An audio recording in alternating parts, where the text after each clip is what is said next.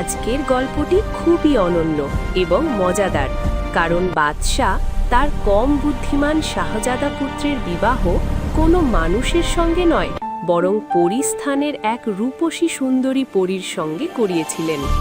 বাদশাহ কেন তার বোকা শাহজাদার সাথে এমনটা করলেন? আর পরিস্থানের এক মানুষের কণ্ঠে কথা বলা তোতাটি বাদশাকে কি এমন বলেছিল যে বাদশাহ তার শাহজাদা পুত্রের বিবাহ পরিস্থানের রাজকন্যার সাথে দিতে বাধ্য হয়েছিলেন?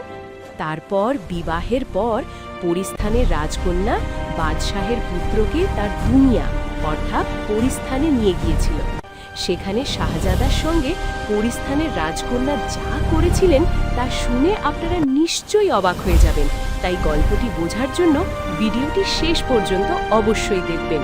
আমার আশা আপনারা খুব মজা পাবেন। দয়া করে আমাদের চ্যানেলটি সাবস্ক্রাইব করুন এবং আমাদের সঙ্গেই থাকুন।